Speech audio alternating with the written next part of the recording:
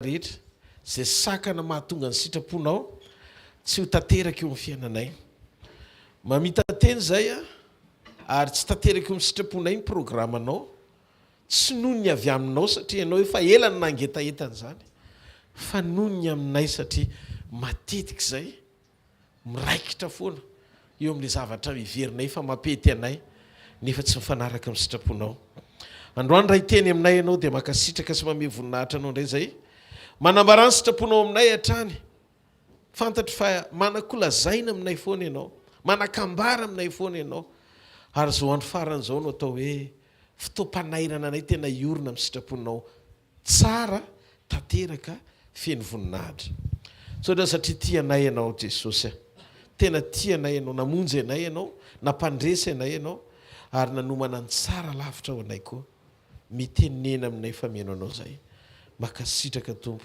amin'ny anaran'i Jesosy amen miarabantsika rehetra indray androany maraina amin'ny anaran'i Jesosy eo anatin'ny Sekoly Fanasitranana minao fanasitrana antsika eo amin'ny teny indray Andriamanitra sady zany misy mifampatsiahivana kely foana isan'andro satria mandroso makany amin'ny tena tsara amin'ny fiainantsika miaraka aminy sady zany ary za mino fa isan'ny olona matanjaka ra-panahy tsara ianao tsy azo ny tahafio-drivotra zao fiainan'izao ozongozonina fa sady miorina ao amin'i Jesosy mandroso ao amin'i Jesosy manompo an'i Jesosy miaraka amin'i Jesosy ao amin'i Jesosy tsy maharetiaka ao an'Andriamanitra mahazo toerana tompo halleloia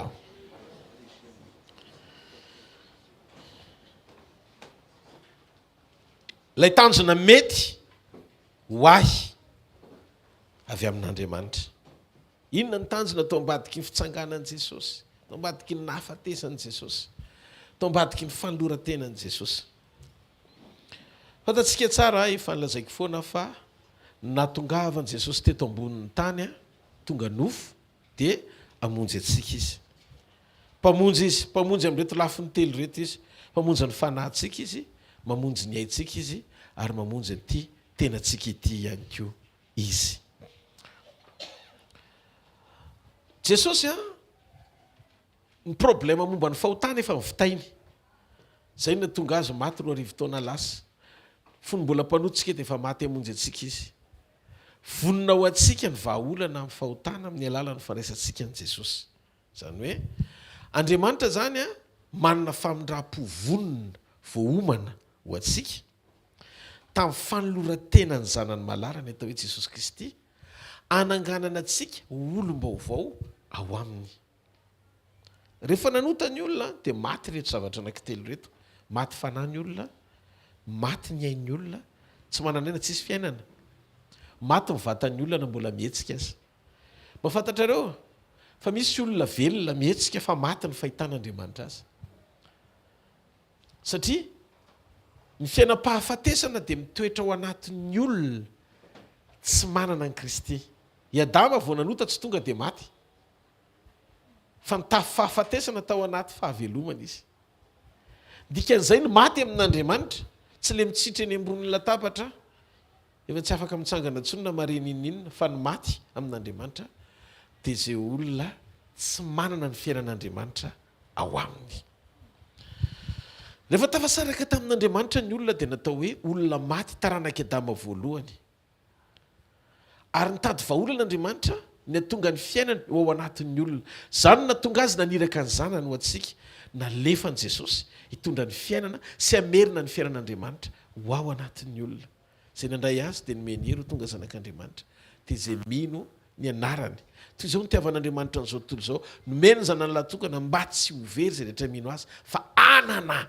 fiainana mandrakizay jaona voalohany milaza fa zay manana ny zanaka dia manana ny fiainana ao aminy noho izany ny présencen'io fiainan'io ao anatinao no hitarafan'Andriamanitra anao hoe olombelona ianao miaina satria tanteraka eo amin'ilay karazam-pamoronana vaovao le karazam-pamoronana faharoa zay natsangan'Andriamanitra tao amin'ny tontolo ara-panahy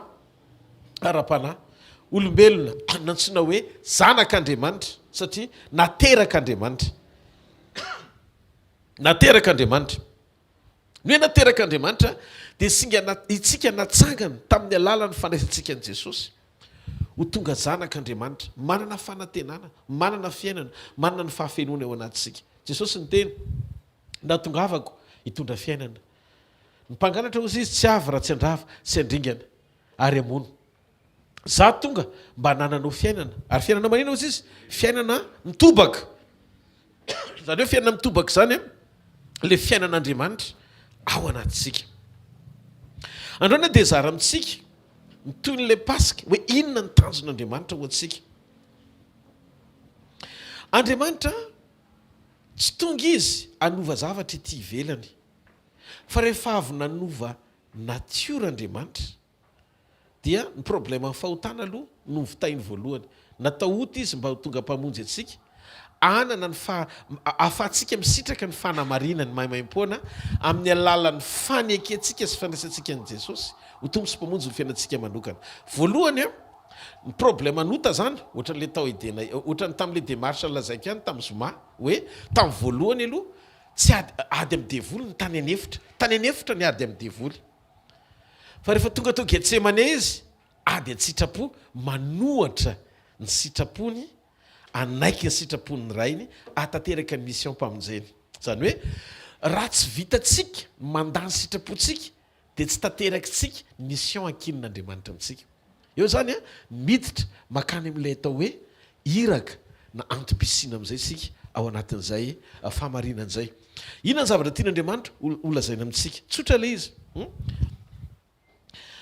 ny tany anefitra ady tamin'ny fakapanahy dia maneho ihany koa la endrika nitondrany Jesosy ny fahotana izay natonga antsika afaka nianana fisaina sy fietreretana hoe efa nandresy ny ota teo amin'ny toerantsika izy ny problema mpamindrapo zany amafana ny fahotanao dia efa vita meloha amin'ny fotoana nahaterahanao amen aloha avy eo amin'izay izy tena Getsemane nanina tena Getsemane izy nampanaiky ny sitrapony nampandefitra ny sitrapony fa hampanaiky ny sitrapo mahandriamanitra an'Andriamanitra ray tao aminy dia ohatr'izay koa ny zavatra manaraka rehefa fantatsika fa nandresy teo fahotantsika noho ny famonjeny dia militsika tsy hoe miady amin'ny devoly tsy hotsika ny miady amin'ny devoly fa efa resin'i Jesosy teo amin'ny toerantsika ny devoly tsika mila manam-panantenana ao anaty fefa nandresy ny ota teo amin'ny toerantsika Jesosy fa inona le dingana faharoa isika miady amin'ny tena mampanaiky ny sitrapon'Andriamanitra satria rehefa resy ny fahotana tena neo ny sitrapony tamintsika Andriamanitra dia rehefa fatatsika ny sitrapon'Andriamanitra dia mampandefitra tsika ny sitrapontsika zay le olombelona manatsafidy ianao mandefitra ny sitrapontsika fa manjaka ny sitrapon'Andriamanitra rehefa manomboka manjaka ny sitrapon'Andriamanitra ka mpandrosonao dia mandroso amin'ny hazo fijaliana amin'izay ianao ny hazo fijaliana dia fanomboana no momba anao ray manontolo teo amin'ny nofo niaraka tamin'i Jesosy zany hoe manomboka hatreo dia amin'ilay fampanekena sitrapo misy ady an-tsafidy sy fifandonana amin'ny fahamarinana sy ny fahazarana ao zany ny sekoly mafy indrindra allô ao ny sekoly mafy indrindra satria ny miady amin'ny zavatra eny ivelany mora fa ny miady amin'ny ao anatinao sarotra satria misy zavatra be dia be mahazatra anao tokony omboana vita ao dia manombo amin'izay anao amin'ny hazo fijaliana omboana le izy dia manomboka efa miadino amin'izay le ady satria lasa fahazarana tsara amin'izay le sitrapony ekena tsy maharety aika ao n'Andriamanitra taloha fahazaran-dratsy amin'izao fahazara tsara dia ile fanomboana iny amin'izay mahatonga anao tsy maintsy miatrika ny pasazy ny fandevenana eo amin'izay anao vao maty amin'ny tena miarana levina tamin'i Jesosy rehefa tanteraka izay vao miara natsangana taminy manina hoe miara matsangana taminy dia zay tsika zay démarche zay zany zay karazana processus nalovan'i Jesosy zay nanomboka tamin'ny nakana fanazy taoriny batisa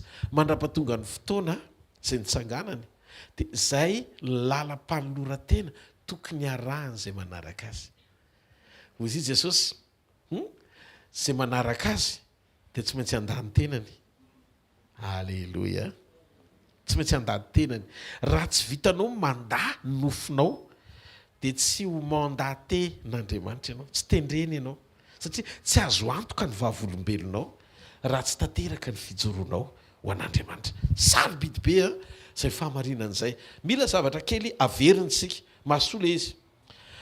Zavatra anankiray faharoa tena ngeza be. Tsika zany rehefa ho atsangan Jesosy amin'ny fotoana anankiray dia tsotra. Natioranota tsy olana efa mivitainy Jesosy iny. Fa le natioran'ny nofo mbola tafatoetra ao anatinao satria ianao mbola nofo aman-dramiainy eto ambonin'ny tany. Nefa le nofonao io sy le âme na le aina ao anatinao zatra ny aina tamin'ny fiodinana sy fiainam-paratsiana zay le fahazara ndratsy. Dia ao anatin'iny zany ianao olom-baovao zanak'Andriamanitra. Andriamanitra rehefa nanangana anao tamin'ny alalan'i Jesosy dia nanana tanjona anankiray tena faran'izay tsara Andriamanitra. Ary io tanjona io ny tiako anairana antsika nanomezana an'le titre androany hoe ny tanjon'Andriamanitra ny aminao io. Inona ny zavatra andrasan'ny tompo tao ambadiky ny fitsanganana sy ny fanoloran-ten'Andriamanitolo. Tiako foana mamerina fa ny zavatra sarobidy indrindra amin'Andriamanitra dia ny fahafahantsika manapa-kevitra antsafidy ny aina ao anaty communion na fiombonana tanteraka aminy. Fiombonana tanteraka amin'Andriamanitra. Ny tanjon'i Jesosy voalohany natongavany teto ambonin'ny tany dia ny ombona amintsika. Iombona amintsika. Miombona amintsika izy satria rehefa very ny fiainana dia nitondra fiainana izy ao anatsika. Iombona amintsika izy satria maika izy niakatra any an-danitra mahatsara anareo ny fialako fa raha tsy hiala tsy tonga eo aminareo mpananatra dia ny fanahy.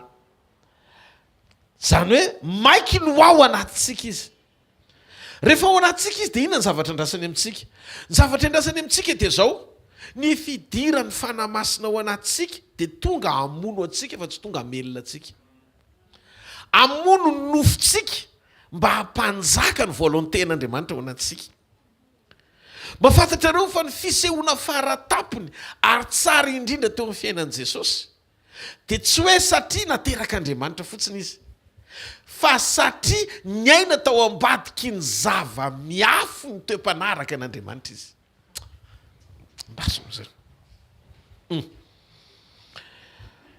Ozy izy ny Romanina toko voalohany andininy fahaefatra. Anaingy amin'izay isika. Romanina toko voalohany andininy fahaefatra. Jesosy Kristy ozy izy dia naseho tamikery. Ny fampiseho-kery dia miafina ao ambadiky ny fanekena iaina ny zava-miafo ny toe-panaraka an'Andriamanitra. Ary naseho tamikery izy ho zanak'Andriamanitra. Zany hoe le hery mazanak'Andriamanitra azy dia tsy active, tsy naseho le hery raha tsy nisy an'ity toetra ity tao amin'i Jesosy. Araka ny fanahy ny fahamasinana. Araka ny fanahy ny fahamasinana tamin'ny fitsanganany tamin'ny maty. Zany hoe ny fananganana Jesosy Kristy tompo tamin'ny maty tsy hoe hery ny fahagagana, hery ny fahamasinana. Fototra ny toe-panahy ao anatsika. Fototra ny toe-panahy ao anatsika. Anamora ny fanehoan'Andriamanitra ny heriny eo amin'ny fiainantsika. Zay mahatonga ny sekoly manomana anao anana n'le toe-panahy satria misy zava-miafinao. Inona le zava-miafina? Timoty voalohany toko fahatelo. Alleluia. Timoty voalohany toko fahatelo ny andininy fahaenina ambin'ny folo. Ary araha manaiky mihitsy fa lehibe ny zava-miafina amin'ny toe-panahy araka an'Andriamanitra. Lehibe ny zava-miafina amin'ny toe-panahy araka an'Andriamanitra. Dia ilay naseho teo amin'ny nofo. Inona nasehon'Andriamanitra teo amin'ny nofo? Toe-panahy araka an'Andriamanitra. No hamarinana tao amin'ny fanahy, ny porofony fanahy fotsiny fanamarinana teo amin'ny nofo. Ny fisian'Andriamanitra tamin'ny alalan'ny zava-miafo ny toe-panahy araka an'Andriamanitra. Dia inona ny zavatra mitranga? Hitan'ny anjely le izy. Inona ny zavatra toriana tany amin'ny jentilisa? Toe-panahy araka an'Andriamanitra. Zava-miafo ny toe-panahy araka an'Andriamanitra. Toriana tany amin'ny jentilisa. Ninona teny amin'izao tontolo izao? Nakarina tamin'ny voninahitra. Zay rehetra te hiakatra sy hampakarina dia mila miaina amin'ny toe-panahy araka an'Andriamanitra. Mila miaina amin'ny toe-panahy araka an'Andriamanitra. Satria misy zava-miafinao. Misy tontolo fony mistera amin'ny toe-panahy araka an'Andriamanitra. Naseho teo amin'ny nofo toe-panahy araka an'Andriamanitra io no hamarinana tamin'ny fanahy. Ary zay no mahatonga an'Andriamanitra nanomana ny fanahy ho lehibe teo anatreny fisehoan'Andriamanitra ranofo naseho teo amin'i Jesosy. Andaso aloha. Pio Andriamanitra. Zay no mahatonga an'Andriamanitra naneo ny asarobidi ny fanahy ho ambony sy mihoatra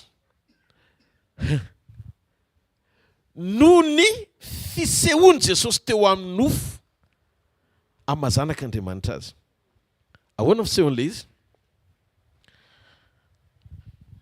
Tsy nitsangana tamin'ny tenan'i Jesosy rehefa maty. Fa ny fanan'Andriamanitra nidina tao amin'le fahafatesana nanangana azy ho tonga olombelona indray rehefa maty ka nalevina. Izy ny tenan'Andriamanitra amin'ny Romanina 9:1-10. Raha ny fanahy izay nanangana an Jesosy tamin'ny maty no mitoetra ao anatinareo, dia izay nanangana ny Kristy Jesosy tamin'ny maty no hamelona ny tenanareo mety maty amin'ny fanahy izay mitoetra ao anatinareo. Izany hoe maika Andriamanitra anapirofo ny fisiny lanjan'ny fanahy zay ao anatinao taorinina nanganany an Jesosy anomana na ho atsangana sy ho akarina koa amin'ny zava-miafy ny toe-panahy araka an'Andriamanitra. Ndasoary. Hiditra lalandalina kokoa tsika. Ny fanahy masina tsy manangana olombelona fa manangana olo maty. Ny fanahy masina teto nanangana an Jesosy rehefa maty izy. Raha ny fanahy izay nanangana an Jesosy Kristy Tompo tamin'ny maty, rehefa natao ota izy dia mila natsangana. Satria rehefa tonga ota izy dia nafoin'Andriamanitra. Ary fafoizan'Andriamanitra azy rehefa tonga ota izy, na tonga azy ohatry ny adino, fa rehefa hita an'Andriamanitra fa marina izy dia nidina ny fanahy nanangana azy. Halleluja. Nidina ny fanahy nanangana azy. Ho anao le endriky ny ota ho atsangana dia hiasa ao anatinao rehefa manaiky ho faty ohatran'i Jesosy ianao. Jesosy ani nanaiky ho faty tamin'ny fanoloran-tenany, satria tsisy afaka kaniaiko amiko izy izy. Za ihany no manaisotra azy dia za koa izy manolotra azy. Ao amin'izao 10 vakeo. Tsisy afaka manaisotra ny aiko amiko zany izy Jesosy, fa za ihany no manolotra azy dia za koa no maka azy indray. Noho izany fanoloran-tenany nahatonga an Jesosy maty. Fa tsy hoe ny olona namono azy na ny devolona namono azy dia nanapaka ny ainy na nanaisotra ny ainy taminy, fa fanoloran-tena. Ianao rehefa tonga zanak'Andriamanitra manatsafidy an'olo-teny ho faty koa, ho faty amin'ny fialonana, ho faty amin'ny fiavonavonana, ho faty amin'ny faratsiny. Anananao zany safidy zany. Leo maty amin'ny nofo ane tsy hoe sotropoziny, fa maty amin'ny toetra ratsy sy fahazaran ratsy sy zavatra tsy mifanaraka amin'ny sitrapon'Andriamanitra. Zay le fanombona amin'ny fanoloran-tena sy fahafatesana vokatry ny fanoloran-tena. No zany nomen'Andriamanitra safidy sika ao anatin'ny sekoly ahalalany marina sy ny tsy mety, mba ahafahanao manolo tena tsara ohatran'i Jesosy koa ho faty amin'ireo fahazarana rehetra, hanamora ny fananganan'ny fanahinao. Satria ny fanahy masina tsy manangana olombelona velona eo amin'ny nofo, fa manangana olona manaiky ho faty eo amin'ny nofo. Dia ozy izy, io fanahy izay nanangana an Jesosy tamin'ny maty io izy no mitoetra ao anatinareo, dia izay nanangana an Kristy Jesosy tamin'ny maty no hamelona ny tenanareo mety maty, hamelona ny tenanareo mety maty amin'ny fanahy izay mitoetra ao anatinareo. Zany hoe ty tena mety maty ty zany ho velominy. Ahoana ny hamelohana le tena mety maty? Miaino amin'le tena mety maty aloha. Sekoly Fanasitranana. Mety maty ny vavoninao fa ho velomin'ny fanahy. Mety maty ny ao anatinao fa ho velomin'Andriamanitra. Sy zavatra tsy metimety rehetra ao azon'Andriamanitra velomina, satria miresaka izy eto tsy miresaka izy mikasika momban'le hoe vatana tsy mety loha. Rehefa iverina izy tsy mbola zay nresana eto fa tena mety maty. Miresaka zany izy momba n'ity nofo ity izay mety maty. Zany hoe raha ny fanahy izay nanangana an Jesosy tamin'ny maty ny premier essai-n'io fanahy io zany a, rehefa maty Jesosy dia natsangana, dia tehiteny koa izy hoe afaka amelona koa izy zay zavatra maty ao anaty vatanao zay mety loha. Alohany ny anovany anao tanteraka anaovanao baibay mandrakizay ny fahafatesana. Satria amin'ny fotoana iverenany raha anangana anao izy, satria zay maty ao amin'ny tompo aloha no hitsangana. Halleluja. Dia ny dikan'izay ny famoronana le nofo tsy mety lo vaovao rehefa ho iveriny Jesosy ka hanovantsika hitovy endrika aminy. Dia misy ifandraisany amin'ny fanomanantsika am-po sy fanoloran-tena tsara momba antsika iray manontolo manaiky ny ovana iray amin'Andriamanitra anaty communion tsara, mandroso tsara ny sitrapon'Andriamanitra, dia mora amin'Andriamanitra ny hanovanao amin'izay hifanaraka amin'le tenan'Andriamanitra naseho teo amin'i Jesosy, naseho teo amin'ny nofo. Zay le zava-miafina ny amin'ny teo-mpanaraka an'Andriamanitra tao amin'ny Timoty voalohany toko 7 raha veritsika kely. Raha veritsika kely ny Timoty voalohany toko 7:20. Zay le zava-miafina tao ambadika izy. Ary araha manaiky mihitsy fa lehibe ny zava-miafina amin'ny toe-mpanaraka an'Andriamanitra. Zay no mahatonga antsika mibosta toe-mpanaraka an'Andriamanitra. Tsika tsy mandany herin'Andriamanitra akory. Tsika mino fahain'Andriamanitra tao ny zavatra rehetra. Fa tsika tsy mitory ny fahaiza-manao n'Andriamanitra satria tsy nasain'Andriamanitra hitory an'izany tsika hoe reto daholo ny zavatra hain'Andriamanitra atao. Tsy mampifantoka anao any amin'ny fahaiza-manao n'Andriamanitra fa mampifantoka anao ny amin'ny toe-mpanaraka an'Andriamanitra. Ny fahaiza-manao n'Andriamanitra dia isitrahan'ny olona miaina amin'ny toe-mpanaraka an'Andriamanitra, tsy mila andolehana. Misy ny zavatra atao dia misy ny zavatra saina toriana. Tsy tokony hifandiso ny zavatra atao sy ny zavatra toriana. Zavatra toriana fanjakan'Andriamanitra, toe-mpanaraka an'Andriamanitra. Io voasoratra io, toriana tany amin'ny jentilisa. Fa ny zavatra atao fanasitranana. Zay mahatonga Jesosy teny torify efa akaiky ny fanjakan'Andriamanitra dia retoreto atao diovy miboka na azo maimaimpona. Misy fanomezana maimaimpona azo zaraina maimaimpona. Fa misy zavatra nasaina toriana izay foto-tiorenany zavatra atao. Noho izany tokony ho marina ny zavatra toriana mba tsy hadiso ny zavatra atao. Tsy mahareteka ao an'Andriamanitra. Le izy any amin'ny fototra. Zay no nahatonga ny fiangonana fito any Azia bedin'Andriamanitra. Any amin'ny apokalipsy jereo tsara fa reo fiangonana fito any Azia izay nanarin'Andriamanitra dia resaka doktrinina daholo. Mahafantatrareo raha mitory fotsiny fahaiza-manao n'Andriamanitra tsika hoe reto daholo ny zavatra hain'Andriamanitra iredrehitra be ny fonotsika fa tsy tafita any amin'izay objectif tian'Andriamanitra hitondrana amin'ny fijoroantsika. Satria ny olona miantehitra amin'ny fahaiza-manao n'Andriamanitra tsy azo antoka ny faharetan'ny fanoloran-tenan'ireny olon'ireny. Impossible ny atonga an'ireny olon'ireny ho faty maritiorany finoany ohatra ny fijoroany ny apôstôly sy ny fiangonana voalohany. Impossible. Satria zatra miantehitra amin'Andriamanitra amin'ny zavatra hainy fa tsy manana communion deep na lalina amin'Andriamanitra. Ny antoka hanananao fiombonana lalina amin'Andriamanitra dia ny fahalalanao ny tanjon'Andriamanitra. Inona ny tanjona? Iangana aloha. Ny tanjon'Andriamanitra riavana dia ny iombona aminao sy ny hiaraka aminao. Rehefa tsara fiombonana amin'Andriamanitra no ka tonga olona mety amin'Andriamanitra. Olona mety amin'Andriamanitra. Voalohany, efa nataon'Andriamanitra vonona ny famindram-pony hitsenanao amin'ny fahasoavana. Satria taloha raha nanao n'ilay tanindindony raha latsaka ny Jiosy fanatitra hodorana dia zao tsy nanaisitra ny fahotany zao tontolo zao fa mitondra fotsiny. Fa ohatrany hoe tsy nanaisitra zany, tsy hoe nesoro ny fahotany zao tontolo zao fa endrika sy tanindindona fotsiny manarona. Manarona fahotany zao tontolo zao, ohatrany hoe saromana tsy ho hitan'Andriamanitra amin'ilay raha latsaka ny fahotana fa tsy afaka. Fa tonga Jesosy nanaisitra. Le hoe ny dikany hoe manaisitra tsy manan-danja eo mason'Andriamanitra ny fahotanao rehefa tsara communion amin'ny Jesosy ianao. Eno ty fahamarinany ity, Andriamanitra tsy nahafantatra antsika intsony fa Jesosy rery ny fantany. Amin'ny olombelona eto ambony tany Jesosy rery. Zany mahatonga anao tsy fantatr'Andriamanitra raha tsy nandray an Jesosy ary tsy manana ny fanan'Andriamanitra raha tsy manana an Jesosy. Satria Andriamanitra mitady solony. Solo hisolo anao. Vao mahalala anao. Zay mahatonga Jesosy hoe lalana izy. Fahamarinana izy ary fiainana. Zany hoe le fiainan'Andriamanitra tsy miampita ao anatinao raha tsy amin'ny lalany. Ary tsy ho any amin'ny ray ianao raha tsy izy rery. Satria izy ny lalana, fahamarinana ary fiainana. Rehefa ao anatinao Jesosy ka miombona aminy ianao dia zao ampitainy ao anatinao ny fanamasinana mamaim-poana miainga avy eo amin'ny fananao. Ary mila ekenao atsafidy le izy ho tonga fiainam-pahamasinana iainanao satria manana aminy ianao na aina. Halleluja. Mandray fanapahakevitra sy safidy iaina ny sitrapony.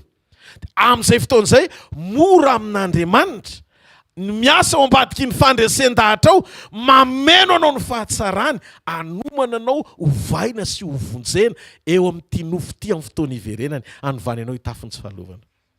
Zava-miafy no ambadiky ny toe-panaraka an'Andriamanitra, izay naseho teo amin'ny nofo. Naseho teo amin'ny nofo le izy. Zay vao nao marinina tao amin'ny fanahy le izy. Hitany anjely nitoriana teny amin'ny jentilisa, nitoriana teny amin'ny jentilisa, ninona teny amin'izao tontolo izao, toe-panaraka an'Andriamanitra. Rehefa tanteraka ny toe-panaraka an'Andriamanitra, isika tsirairay avy, miaina amin'ilay antom-pisiany ilan'Andriamanitra antsika, dia amaivanina eo amin'ny fiainanao izay vesatra rehetra hoentinao eo amin'ny fanatrehan'Andriamanitra. Satria tanteraka eo amin'ilay zavatra tian'Andriamanitra ho hita, ny zavatra iainanao ao anaty communion. Vesatra ho antsika izany raha tonga eto amin'ny fanatrehan'Andriamanitra tsika, raha sanatrika fatatsika fotsiny hoe mahay zavatra rehetra Andriamanitra. Fa tsy mba manana etaetsika amaly izay zavatra irian'Andriamanitra ny amintsika. Ny irian'Andriamanitra ny amintsika tsaray avy dia ny aina fiainam-pahamasinana. Ny aina ao amin'ny sitrapon'Andriamanitra tanteraka. Olo ny sitrapon'Andriamanitra, olo ny sitrapon'Andriamanitra ianao. Tsy mora mandahateny zany, tsy mora zany e. Fa mila mizotra amin'izany ianao raha te hiaina sy hahita ny fakasitrahany. Zay mahatonga ny Baiboly milaza, raha mangataka zavatra araka ny sitrapony sika dia miaino izy. Mametraka foana le Getsemane mampanaiky ny sitrapony mba tonga anao morovaliana. Hitanareo, alefa ny devoly amin'izay ny karazana déviation mpampianarana, ampitodika anao any amin'ny zavatra hafa koatra izay andrasan'Andriamanitra aminao. Inona le déviation? Voalohany, mampianatra izy ao anatina sekoly, mamily lalana Jesosy nitoriany. Fa tsisy resaka communion mihitsy ao anatin'ilay zany hoe hors sujet zany le zavatra ampianarina. Ny zavatra angatan'Andriamanitra sy natongavany le mission'Andriamanitra le communion, averin'Andriamanitra foana io fiombonana io ary mahasarotiny an'Andriamanitra io firaisana sy fiombonana aminy io. Satria fiainana any amin'ny verité tao tany fa tsy zao tontolo zao eterany teo ihany.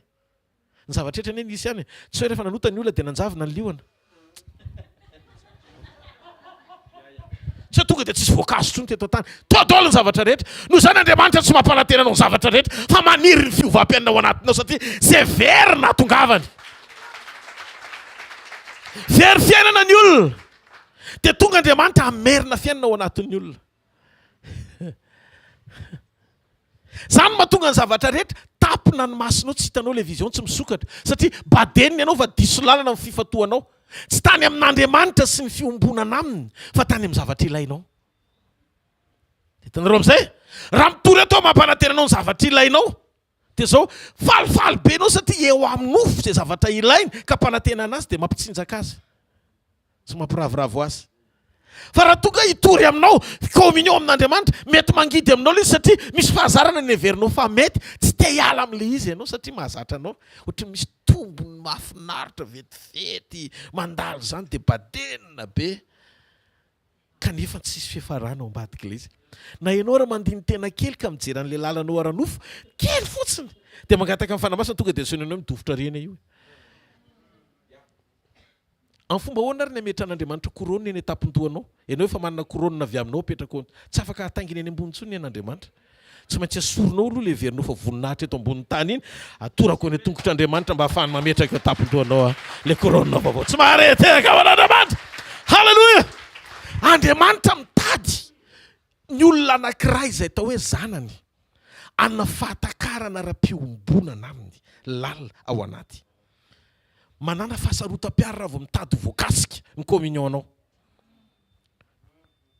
Io na fifandraisana amin'ny pastera Rodolphe, na fifandraisana amin'ny pastera iza, na olona iza, na mpanompo Andriamanitra iza, alohan'ny fotoana hiainoy tsara, sao dia misy parole eny am-bavan'ny olona anaisitra ny fiombonanao amin'Andriamanitra.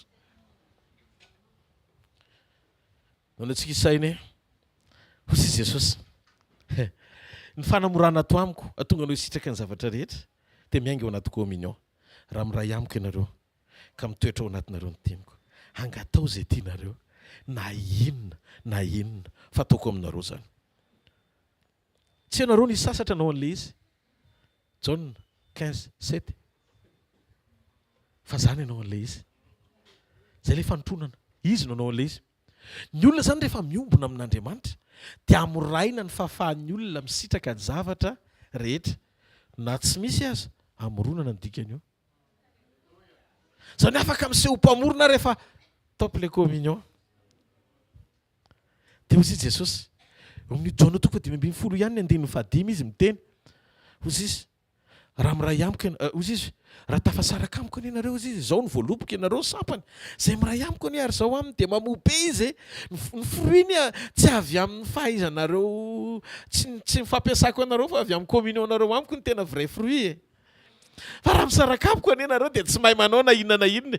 Hitanareo ny fampianarana faran'izay tsara indrindra dia izay fampianarana ahatonga anao iray amin'Andriamanitra, ahatonga anao iombona amin'Andriamanitra, ahatonga anao hiavana amin'Andriamanitra, ahatonga anao tonga saina ny fisiany fiainany ao anatinao, ahatonga anao hitandrina tsara amin'ny fijoroana, andray fanapahakevitra safidy tsara ny anatanteraka ny sitrapon'Andriamanitra eo amin'ny fiainanao sy ny fandalovana eto ambony tany. Satria izay tototondy izay nitilisa fitsosina mitambatra ho amiraina ao anaty fahatsarana communion. Halleluja! Noho izany tsika raha mbola misy koa no maraina dia zao tonga tombo mba ho fenona indray. Halleluja! Mba ho fenona ny sitraponao. Zany ny zava-miafina, zany ny tanjon'Andriamanitra. Noho izany Andriamanitra tsy maika hoe ny ampanankarenanao. Andriamanitra tsy maiky ny ampanambolanao. Andriamanitra tsy maiky ny anasitrana anao.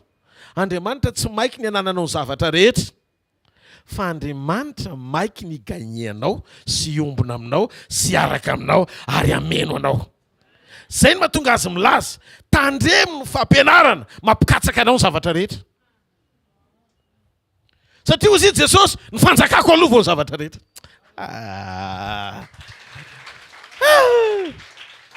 Ao amin'ny fanjakan'Andriamanitra ny fiainan'Andriamanitra. Ao amin'ny fanjakan'Andriamanitra ny toetran'Andriamanitra. Ao amin'ny fanjakan'Andriamanitra ny rehetra momba n'Andriamanitra.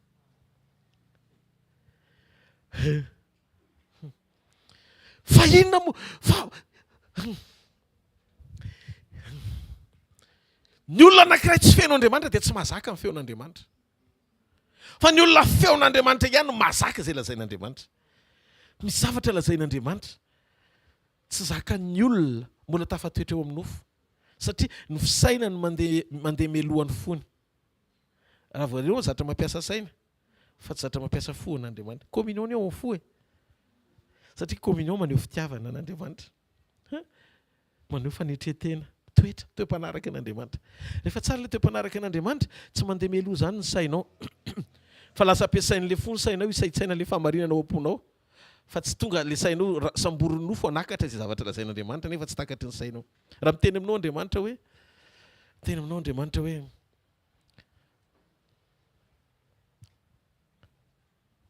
ndaonao entiko anangana ny Lazara. Ohatra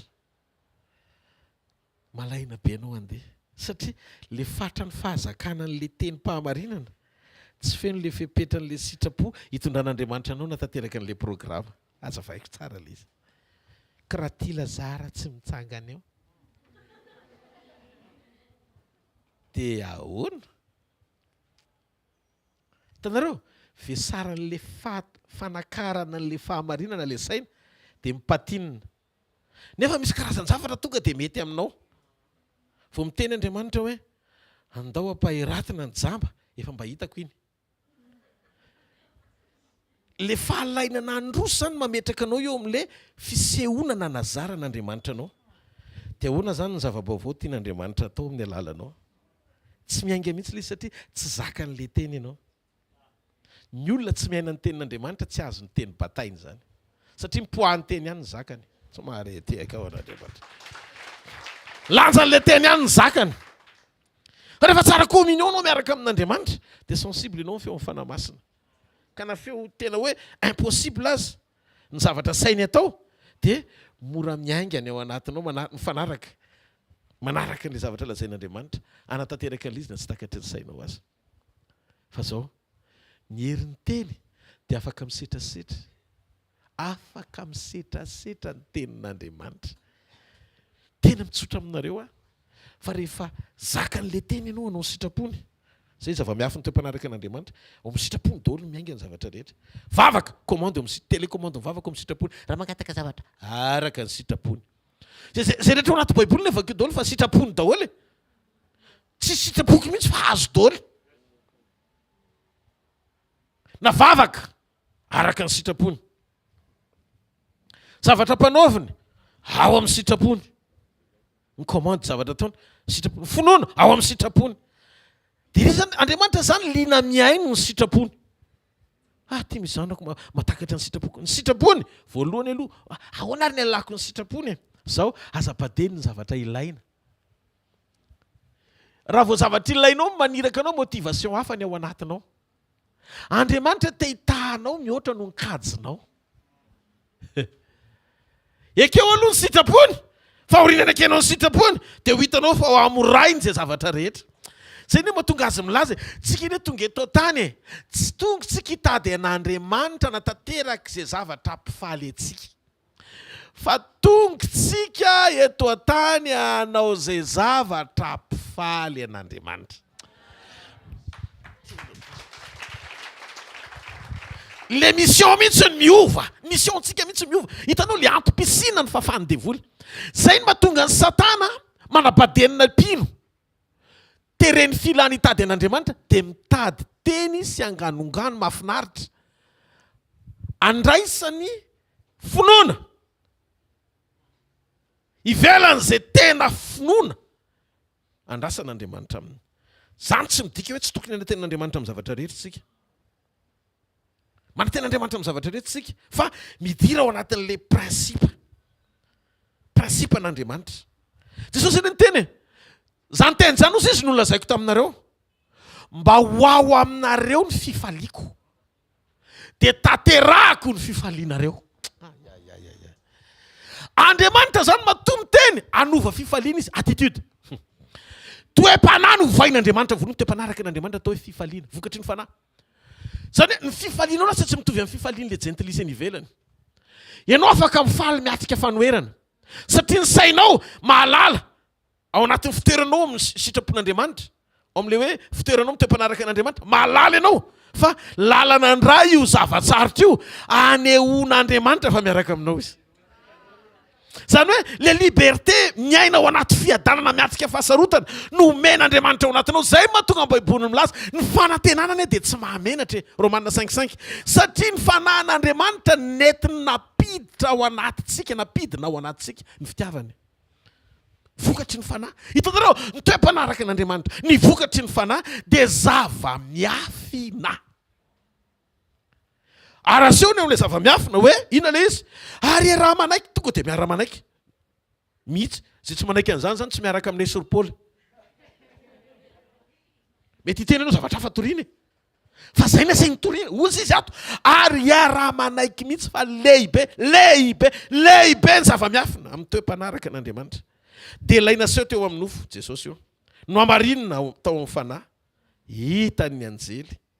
Notoriana tany amin'ny gentilisa. Ninona teny amin'izao tontolo izao. Nakarina tamin'ny voninahitra. Ho an'izay te hiakatra rehetra amin'ny fotoana iverenan'i Jesosy. Dia mila mamantatra. Ny asafipitsy zava-miafina. Ny toe-panahy araka n'Andriamanitra. Ianao manaiky andefitra ny amin'ny tsy marina. No fetretana ny amin'Andriamanitra. Iny ianao mitsikitsiky kely eny. Be fandeferana eny nataony olona toy ny adala azy. Matetika rehefa trop be ny fiasan'Andriamanitra ao anatinao amin'ny toe-panaraka n'Andriamanitra dia interpréten'izay tsy manana hoe inona ny dikan'izany. Satria izy eo amin'ny nofo, ianao efa lalina ao amin'ny fanahy. Dia lazainy hoe adondrenana zany, misy favoazana zany zavatra zany. Faible ianao na izay interprétation tsy maninona fa tsy tokony hanovanao zany. Rehefa renao hoe Andriamanitra ny ao anatinao, atao foana le izy. Io koa rehetra ianao manao an'io fa lasa ho azy io rehefa feno Andriamanitra ao anatinao. Kanefa zay le tanjona farany tian'Andriamanitra hitananao zay. Zay le tanjona farany, zay point zay ngeza be. Ny alalan'Andriamanitra antsika, tsy hoe tsika nampiasaina be. Zay no mahatonga antsika tsy misarika anao any amin'ny fomba fampiasan'Andriamanitra faran'izay enjana. Fa misarika anao any amin'ny fomba fiainana faran'izay tsara. Iarahana amin'Andriamanitra. Fa rehefa tsara ny toe-ponao, mety tsara le toe-panahy araka n'Andriamanitra ao anatinao, dia mora ho anao no entin'Andriamanitra any amin'ny tigny amorainy daholo izy. Navavaka raha zany mora be. Ino zany rehefa mivavaka ke teo am'toepanaraka n'Andriamanitra ny ao anatinao, vao misetanao dia valian'Andriamanitra mialohan'ny fotoana isokafa mivavanao. Zany hoe tsy aleonao hoe miaina ohatr'izany. Io zany raha mbola misy sakana ao, ohatran'ny hoe mbola misy sakana ataony devoly badena, ary io mafetsy ny Satana. Tereny eo amin'ilay filanao amin'ny nofo ianao dia tafatoetra tsy mety mahita mihitsy le zava-miafina ao ambadika le toepanaraka n'Andriamanitra tokony iainana, isitranao le tena vokatra avy amin'Andriamanitra. Zany hoe fafany le izy, fafany. Fa zao tadiavy ianao n'Andriamanitra fa marary. Tadiavy ianao le zavatra tena ilainao iny foana ny anereny ianao. Mba tsy sokafa masom-panahinao amin'le zavatra andrasan'Andriamanitra aminao. Fa taraiky izy androany maraina. Taraiky izy. Satria tonga le teny mpahamarina sokafana ny masonao, io zavatra mampahory anao amoraina. Amoraina Andriamanitra. Izy moa ny atao hoe zanak'Andriamanitra, définition fotsiny. Andriamanitra rehefa nitenina mpianatra izy niteny hoe mampianarana hivavaka. Dia hoy Jesosy, rehefa mivavaka nareo dia ataovy hoe rainay izay any an-danitra. Ndre communion alohan'ny zavatra rehetra fatary fa zanaka aloha ianao. Dia teny Andriamanitra hoe tejery ianao izy eo amin'ny toerana mahazanana ianao. Tsy hoe mpanompo hitaraina mba hoenoina, fa zanaka ao an-trano miantso dia valiana. Communion. Vao misokatra ny vavan'i Jesosy nampianatra mivavaka, communion napetra ny voalohany. Rainay izay ny an-danitra. Tsy tonga ianao hitaraina hoe tia mpanomponao fa tena mazana be. Fosy izy hoe atsarao fotsiny le fifandraisana. Atsarao le fifandraisana. Fefa napetrako le norme. Raha tonga eo ianao zanaka miantso fa tsy mpanompo mitaraina.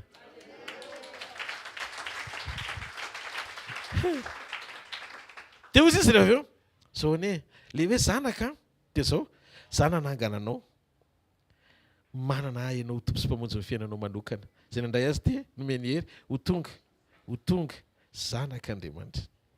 Dia rehefa miantso le zanaka dia zao manana intimité lalina amin'ny rainy. Dia zao mialohan'ny andoliany efa manasa ady izy fa tsy maintsy ho valiana. Fa tsy hoe iaino ary ve zao Andriamanitra.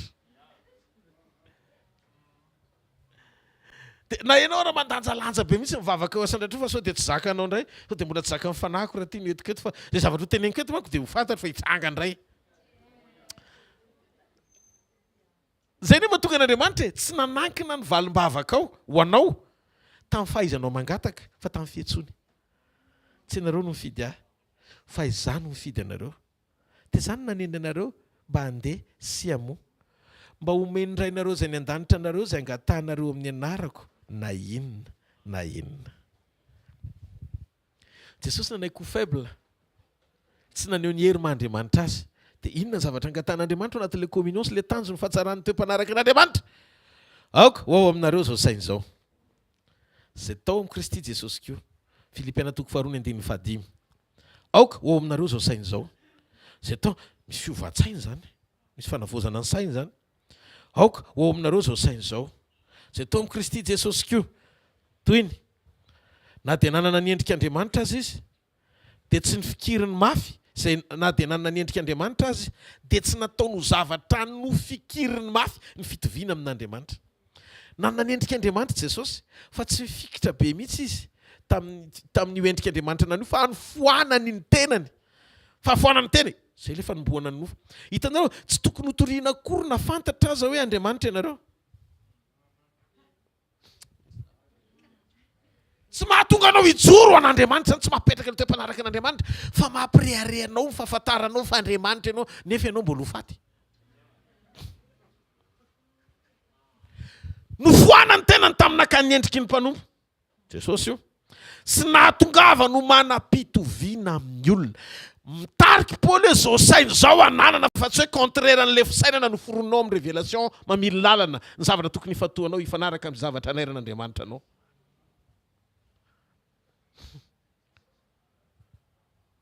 Ny endriky ny fanetretena ny fanafoanana ny tena fandavana zay zavatra rehetra mbola mapety ianao eo amin'ny nofo fa manomboka hijoronao anaiky zay zavatra hitarihan'Andriamanitra anao ifanaraka amin'ny sitrapony ary rehefa hita fa nanatare olona izy ndre nanetry tena ka nanaiky hatramin'ny fahafatesana nanaiky ho faty dia ilay fahafatesana tamin'ny azo fijaliana.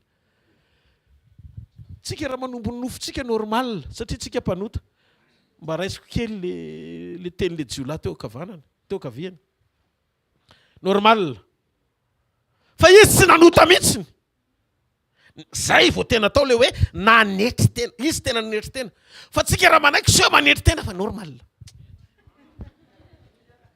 Ianao zany raha manombo ny nofonao mampanaiky ny safidinao fotsiny iverina amin'ny bonne volonté n'Andriamanitra satria efa navotany ianao fa Jesosy tsy nanota mihitsiny. Dia inona ny ilana azy eo amin'ny azo fijaliana mba hatonga eo amin'ny nofo ny fandresen'ny fanahy halleloja ananganana azy rehefa voaomby teo amin'ny azo fijaliana ny fahotantsika ary nalevina tamin'ny hafatesany ny fahatsotsika rehetra ary tsy nety niara-nitsangana taminy. Zay na tonga mpianany tsy nahalala azy satria talohan'ny fotoana hafatesany kopaka be ny tompo tsisy nahafantarana ny endriny tsony dia vao nitsangana izy teo ampovoan'ny mpianana tsisy nino hoe izy io izy marina ve io satria tsisy nahafantarana ny endriny talohan'ny nahafatesany sy taorianany fitsanganana. Ny fahateram-baovao dia tsy tokony hisy ahalalànanao taloha intsony rehefa tonga ilay identité vaovao hijoronao amin'ny sitrapon'Andriamanitra. Fona raha miteny an'ity teny ity fona raha miteny an'ity toepo ohatra toepo kahietra fa manino ianao ny kahietra mba manontany efa mba nandiny tena ve ianao fa manino na ny kahietra zany efa mba nandinitsika tena aloha zany efa manino na ny kahietra mihaino teny eto foana fa voaketo miditra eto kahietra voaketo kahietra tsy resabola za tsy miteny momba mifanatitra sy ny zavatra ataonao an'Andriamanitra attitude andresako eto tsy mampirisika anao hoe manova be tsisy an'izany fifarana an'ity fivoriana ity attitude toepo no zaraiko eto miditra eto kahietra voaketo ianao kahietra be calcul be mihitsiny zavatra rehetra précalculé daholo firy-taona ianao nompo an'Andriamanitra tsy mety mandeha amin'ny fanahy zany ianao mandrak'androany tsy fitariana ny ilanao an'Andriamanitra fa validation mieritreretra tsara rehefa misy zavatra vonona ao anatinao tsy azo ahitsony tsy azo avily tsony iny tsy azo avily zany rehefa fandresen-dahatra ao iny kaliza re pastera raha vao manao an'izay no eny andana ataovy satria n'Andriamanitra koa raha manao ohatr' zany.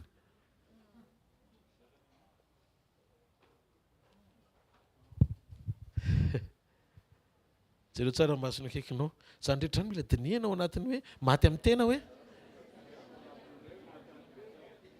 rehefa hoe maty amin'ny tena mila dinihana zany firimpolo taontsika manompo an'Andriamanitra miditra kahietra mivoaka kahietra sura ve anao fa motivation anao Kristy sa mamoana azo antoka ve mifatongavana eto amin'ny fanatrehan'Andriamanitra hatramin'izay ka hatramin'izao efa mba nitombo ve anao ahalala tsara ny Kristy amin'izay tanjona tiany atongavana ao anatin'ilay hoe communion amoahana le vokatry ny fanahy sa mbola misy fahazarana mahabadenina anao dia tonga le teny dia tafotoninao satria mbola misy fanahy hafa velona ao anatinao mbola tsy vita fanomboana sy nandalo ny fanomboana zay ny antony fandiny tena rehefa tonga ny tenin'Andriamanitra mandiny tenitsika satria olombelona manam-panahy mangetaheta fiainam-piovana ifanaraka amin'ilay tanjom-pisiana sy antony anaovan'Andriamanitra antsika manana tanjona mihoatra ianao mihoatra no ty tany fandalovany ty matoa nisy lasa teo alohanao andeko ianao raha fatsoatsy mety tsy tianao re zany fa zany nisy fa zao fotsiny fanenitra ianao sa tantely fanenitra ianao sa tantely tantely rehefa lasa manko ny le tsindrony iny dia maty daholo na tantely na fanenitra satria ny heriny dia amin'ny fitaovany manaikitra ny tantely dia maty izy rehefa avy eo manaikitra koa ny fanenitra maty izy rehefa avy eo fa ny anankiray namela amin'ny mamy fa ny anankiray fanaintainana ka ny zavatra rehetra atao raisy opportunité hosi izy mitenin'Andriamanitra ararotin'ny andro azo anaova-tsoa samy manararoatra ihany fa ny sasany manao soa fa ny sasany manararoatra mamitaka Asanazonareo le fipetraka ilay izy. Araroty ny andro azo anaova. Raisorabaky teny io teny io. Araroty ny andro azo anaova. Miratsy ny zao fiainan'izao. Tenao te hanatsara an'izao fiainan'izao, manararotra manao ratsy, azo tombony tsy marina. Nefa ianao kristianina. Namaky baiboly marina ve aloha tsika sinareo? Namaky tena namaky tsara. Fa rehefa tsy mandry ny conscience, dia aza miditra any amin'ny zavatra tsy mampandry ny conscience anao. Eo fotsiny dia efa manomboka amin'ny tsara hoe hoaiza lalaka liako izany. Raha vao tsisy hoavy aza miditra amin'izany. Misy zavatra ny mahafinaritra. Fa miha manomboka adino na io asa fitoriana io aza. Fomba fanaovantsika ny rehefa mandeha manao ralitsika, eny am-panaovana ralitsika manao fanatitra. Satria misy charge, misy zavatra be dia be, misy anina.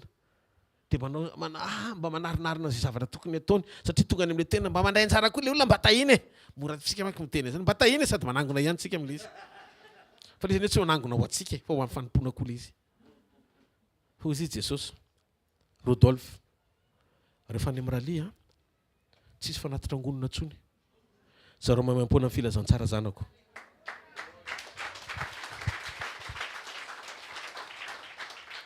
Vita izy rehefa avy eo. Enonao zany ohatra ny somary maina ny ahatra malazo ny voniny. Fa ny tenin'Andriamanitra maharitra mandrakizay. Fa ampianarina ianao tsy hitoky amin'ny mamona fa hitoky amin'ny Kristy. Dia mahafinaritra ilay fiainana. Ohatra ny hoe mandeha ianao ohatra misy maimaina izany fa ayaya. Amen. Alléluia. Le plaisir tsy ao amin'ilay ampianarin'ny tompo ianao zany tsy fantoka amin'ny mamona. Satria tadidio fa izay zavatra omen'Andriamanitra anao dia ampitombony. Hitanareo ilay tanjona amin'ny ara-panahy, ilay fampitombony amin'ny ara-panahy izany hoe lasa men'Andriamanitra zava-panahy ianao satria tsy miady ho anao. Raha vao anao mihitsy miady ho anao amin'izay talentana fahasoavanao omen'Andriamanitra anao, manomboka tsy mandeha tsony raha tsy tsaratsara mipafy.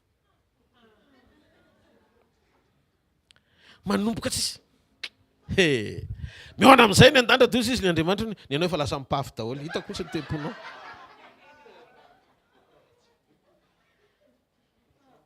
Tsy afaka hetry tsony atory eo amin'ny tany. Hoy izy le olo zay, feno toerana tamin'izay. Zay le mandeha manao tafika masina. Tsy dia tena hoe confort foana ny andanana any Frantsa rehefa mandeha zay na mandeha manao asan'Andriamanitra. Tena asan'Andriamanitra ny ilay any. Matory eo amin'ny tany ahako. Lamba kely dia dodo amin'ny tany. Fantatry ny andafy zany zareo manaraka an'izany. Matory amin'ny tany. Feno le toerana dia matory amin'ny tany. Dia avy any le taitra be le olona mahita napetraka matory amin'ny tany raisiko teo. Ahoana? Efa mivalona. Efa tokony atory tsika efa tsy maninona ka ina ny ese? Dada. Hoy izy le. Eto ve no matory? Fa maninona? Tsy tokony atoriana mpanompon'Andriamanitra lehibe eo amin'ny tany. Dia izay maintsy azy. Orsea. Za efa nisy fotoana natory teo ambonina jiafotsy. Ary any ampanaovana tafika masina, zao ny confort faran'izay tsara indrindra zao atoriako zao. Satria lalitra tainombo ny atoriako dia le sakosiko iny ao fotsifotsiny amin'ny vatako, maraina tonga dia manapotsipotsitra eny.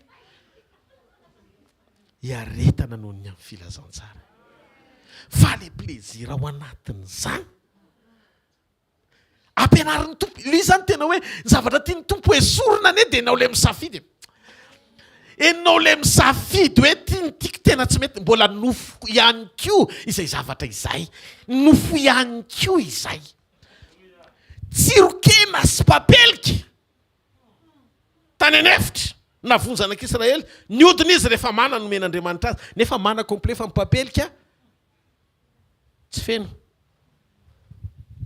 Tsirokena. Any anefitra ho azy tsisy lamba ividianana hoe ary misy botika any L'Oréal ka andao hijery. Any anefitra tsisy an'izany, koso miara mitombony any. Tsoanao le izy fa mavita an'izay tokony ataony le izy.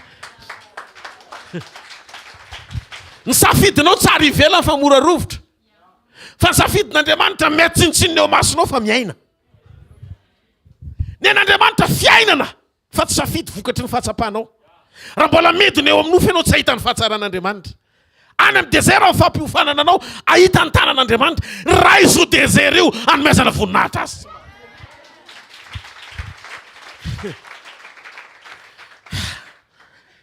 tsy zavatra mahafinaritra tsisy confortable be zany tany eny efitra fa zao niarany tompo tamin'ny olona ny akanjo izy ny baiboly ny kapany koa ny aina kapa miaina le hitsy tsara tsy hoe akory ataontsika hoe ina ny anaran'le marika an'le kiraro Nike ave Adidas zay karazany eo de karazany inona ny fantatrao zay le safidinao zay fa ny an'Andriamanitra rehefa tsy naika de filana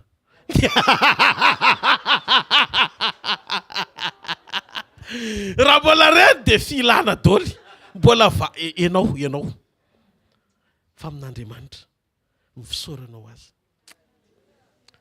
azy rehefa miaina ianao eo ny tanan'Andriamanitra de ohatra mahita fifaliana zany ianao hoe mbola tsy nandao ahy mihitsy ny Andriamanitra aty anefitra any fa tsy ny mana ndre te hitany mana avy aminao Andriamanitra le avy aminao ny ilaiko tena ampianareo mba anafona ny safidiko ambaritra tsy main am'le safidy tia maritra foana ny zavatra ilaiko mihoatra lavitra noho izay voahomana avy aminao tiako Andriamanitra noho izany manomboka androany ty foko ty ho amboariko ifanaraka amin'ny zavatra ilainy ny zavatra ataoko ampianareo isan'andro fa efa manomboka taddio fa nahoelana ho aingana andisy fanantenananao ny fanereny zavamisy ianao anaty fanahina anao zavatra ndray androany io le papelika ananyrana menarana satria ananany menarana fahefana ny anaikitra olona baiko papelika fa tsy mba pakasitraka mana eo anatren'Andriamanitra adinonao ny zavatra tsara nataon'Andriamanitra taminao mihoatra lavitra noho izay zavatra irinao io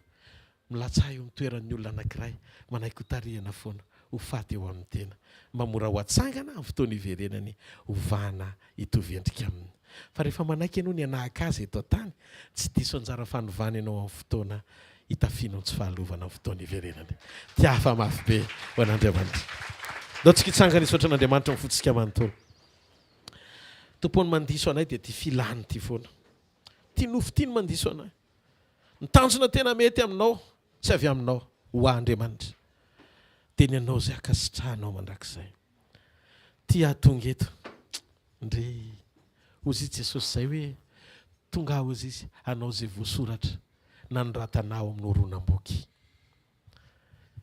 zavatra efa tanteraka sy voasoratra avokoa ny zavatra iainako tsy misy zavatra hafa koatra izay andrasan'Andriamanitra amiko ny zavatra ataoko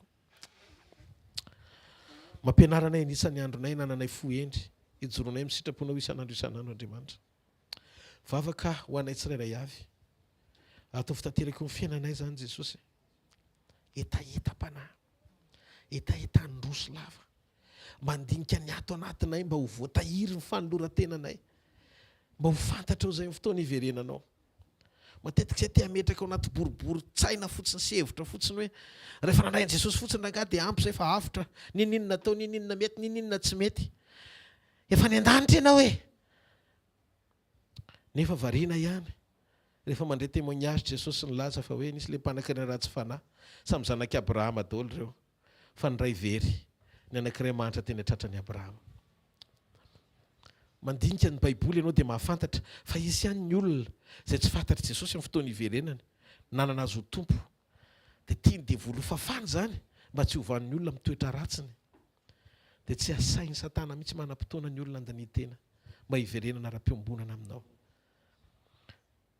tompo ny zavatra ilainao aminay dia ny fanekena iandroso fa ianao manampy anay ao anaty fandrosoana atanteraka ny sitraponao eo amin'ny fiainanay ny volonté anay ny fiatreretanay tianao teny fantoka sy anafokosy tsara ara-piombonana aminao mino androany maraina fa miasa mahery ianao fa namasina miasa mahery ao anatinay tsirairay avy aseho ny voninahitra ao aseho ny voninahitra ao fa namasina ianao le iraky Jesosy ianao le iraky ny ray ianao le nanangana an Jesosy tompo tamin'ny maty ary zay koa manaiky ho faty eo amin'ny nofo mba ho atsanganao amin'ny fotoana iverenanao ho atsanganao koa amin'ny miara-pananay sy ombanay ray manontolo mino andro maraina fisy fanasitrana fomba tsy takatry ny saina tsy hoe akory le fanasitrana any amin'le aretina tokony hositrana ny fatoan'ny saina hoe afaka indray zao ty rehefa tonga ao tsy miantehitra amin'ny ositra zay Andriamanitra fa miantehitra zay amin'ny fanotronanao mba ho fantatra ao zay ny fotoana iverena tsy zay tianay foana no entinay ao anatreanao fa tonga koa zay mba hanolo tena hanaiky ny tianao aminay mangatahinao amin'Andriamanitra fataro fa ny zavatra rehetra misy farany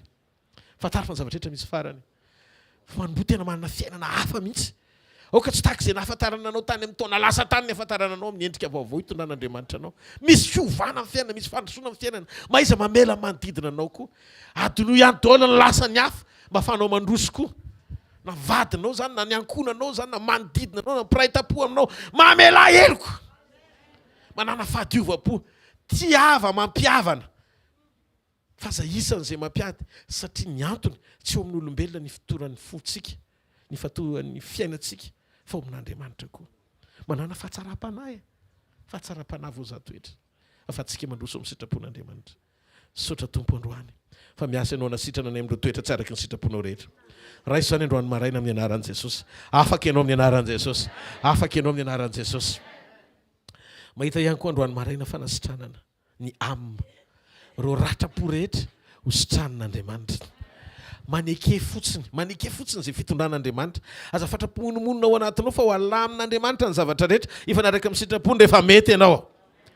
Raha iso ny fanasitranana anao amin'izay toe-po rehetra mbola mety taraiky. Any amina karazan-javatra maro mampifamatompatotra anao any. Afaka ianao amin'ny anaran'i Jesosy. Raha iso ny fanasitranana amin'ny amina mba ho tsara ny safidinao, tsara ny fanapaka-kevitrao. Vavaka isika, tsy hoe mahay mizara ny tenin'Andriamanitra fotsiny isika, fa miaina amin'ny teny izay torintsika ihany koa. Raha iso amin'ny anaran'i Jesosy Kristy avy any Nazareta. Ambarako sy tononoko amin'ny anaran'i Jesosy. Ho sitrana ianao amin'ilay fahazaran-dratsy iny. Le fahazaran-dratsy tsy mety afaka mihitsy iny fa voaka miditra eto ianao mbola iny ihany ny entinao voaka. Nefa iny ny takian'Andriamanitra aminao. Efa firy taona izay dia adino ray iny rehefa tsy voalasa. Fa rehefa avy eo iverenana ihany, afaka miniota miverimberiny ianao. Afaka niota miverimberiny ianao. Tsy voafaty tio zany ianao amin'ny anaran'i Jesosy. Ny ran'i Jesosy andrakotra antsika tsirairay avy. Ny fahasoavan'Andriamanitra meno antsika tsirairay avy. Raha iso ny fanasitranana anao eo amin'ny nofo, eo amin'ny fiainana, eo amin'ilay andavanandronao, amin'ny relationship anao, amin'ny vadinao sy ny ankonanao sy ny manodidina anao. Sitrana amin'izany fifandraisan'izany amin'ny anaran'i Jesosy. Sitrana amin'io aretiny io koa ianao, amin'ny areti-po, amin'ny fanaintainana, any amin'ny lamosina, izay tsy voatonoko rehetrarehetra, tonga dia tononoko indray mandeha amin'izao fotoana izao fa petrao fotsiny eo faritra marary ny tananao. Sitrana amin'ny anara maherin'i Jesosy Kristy avy any Nazareta. Aoko ho afaka ianao, ataovy amen. Ataovy amen. Afafany amin'ny lanitra ny tanao dia misaon'Andriamanitra amin'ny fonao iray manontolo. Makasitraka anao izay raiko. Mpanao ny lanitra sy ny tany, misaotra ny amin'ny fitiavana sy ny famindraponao. Tanteraka amin'ny fanafana anay tsirairay avy. Noho ny fitiavanao amin'ny anaran'i Jesosy. Amen. Mazoto toerana kely vetivety. Nao fanaritsika ao an'Andriamanitra.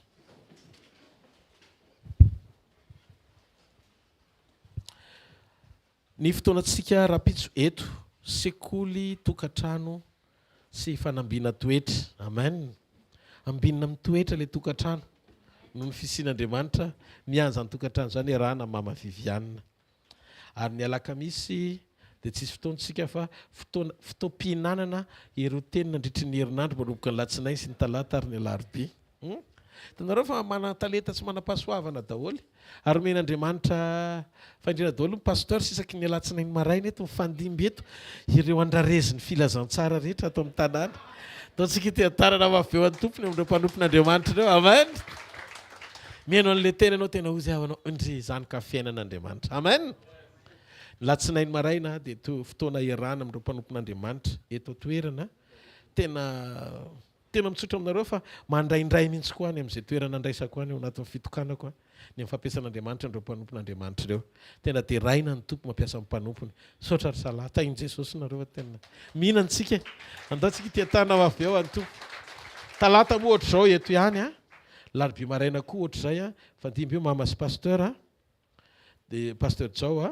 Dia ny afaka fotoana fo moa zany efa tonga koa pasteur Liva mitsangana kely pasteur tidi kely dao tetana avy eo n'Andriamanitra. Efa mifanoatoana eo izy mirahalahy amin'ilay fotoana mety hoe misy mission kely ataoko na ohatrohatr'izany dia mifanoatoana eo ry zareo aloha en entendant. Amen. Zay nandrano tompo tsikitsika rehetra ny mandehandeha daholo tsy midika akory zany eny hoe aloha tsy hoe midika akory zany hoe tonga dia lasa dia hipetraka ny ivelany rehetra tsy maintsy manao mission kely foana satria efa tsy maintsy mihitatra amin'ny fanjakan'Andriamanitra. Amen. Tia-tanina mafy aloha n'Andriamanitra. Zao a betsaka aminareo tsy na miteny foana hoe pastera Ianao io angamba no ipetraka any angamba raha nisy 50 olona miteny an'izany dia valiko ilay izy hoe mbola etontsika aloha. Amen. Ny ataoko hoe aloha ny safidiko ijany eto fa tsy haiko izay fanendren'Andriamanitra fa raha ny tiako eto. Tsika tsy mahazo manao foana zany hoe tsika tsy mahazo manao foana hoe tsisy makany zany tena tsy zay le izy fa zay ataon'Andriamanitra eo dia ataony fa hatreto aloha tsika eto foana fa raha mandeha tsika dia mission ihany andanantsika aza miketro ohatra misy tonga dia kerina be zany. Halleluja. Tsisy very le fampahirezana taona raha mamerina any an-trano. Amen. Dia ohatr'izay ny zavatra mitranga ny zoma zao tsika ao amin'ny trano tokon'olona ihany ohatran'ny mahazatra fosona spesialy izy arako teny anankiray mikasika momba ny résurrection fa hafa mihitsy indray le angle tondran'Andriamanitra amin'ny fananganana antsika ao anatin'ny résurrection hoe ianao mitsangana amin'ny fitsanganana izay le izy. Dia ny sabotsy ihany koa communion ohatr'izay mitoetrano fiambonantsika amin'Andriamanitra mino afa ho tsara fandraisana amin'Andriamanitra zao ny tanjona na rehefa verana hoe ny trompetra tsisy tavela eto zany tsika ato daholo ny secret-nio madio mety tsara fetreretana amboarina tsara daholo kolona tsara miaraka amin'Andriamanitra tsy asiana tasitasy kely manahirana zany any anaty mandroso miaraka amin'i Jesosy tonga ny an-danitra soma tsara daholo zanako isany. Halleluja. Tsangana ary tsika indray tsodrano hitanareo ny Jehovah ka hiaro anareo mpamirapiratra ny tavany aminareo ny Jehovah ka mindra fo aminareo anandratra ny tavany aminareo Jehovah ka aminareo fiadanana amin'ny anaran'ny Ray sy ny Zanaka ary ny fanahy masina. Amen. Fa afatra kely amin'ity talaty ity kely fotsiny vetivety tsara ihany tsika misaina sy mandinika ny fahataterahany centre amin'izay satria tsy fantatra ntsony hoe rovintsika ny hiala ao Analakely indray zao toerana zao koa tady fa toerana ho faina daholo ihany tsy fantatra hoe rovintsika ny miala eto noho izany tsara manomanomana amin'izay tsika nena moa zany ho an'ny ekipa teknika tonton Fortuna efa vonona be makabana fotsiny izy ary amin'ny sisiny ery ndao tetanina mafy be ao antompo zany. Halleluja. Afikarakarahitsika rehetrarehetra dia samy mametraka ompony fotsiny fanjakan'Andriamanitra mety taitra no manana pasteur misy an'izao dia mety misy ny responsable atoranao menanao ny zavatra rehetra ny numéro de compte sy ny sisa afaka manao versement ianao any dia mandeha tatitra foana ny rehetrarehetra ao anatin'ilay izy arak'izay nanganantsika azy miandalana eo ihany samy ho tahiny tompo tsisy atery zany jereo masona akaikinao tsisy atery zany hoe ambony lavitra noho ny trano atsangana hoe ny fiainam-panano mijoro fa zany nefa hoe tsy mahasakana zay ao am-ponao an'Andriamanitra kolona tsara daholo fotsiny mitsikitsika eo am-panaovana feno fifaliana tsy atery dia voarahin'Andriamanitra hoe tsara ho fahasoavana fa mifahasoavan'Andriamanitra maty izao fa mifahasoavan'Andriamanitra maty izao anareo.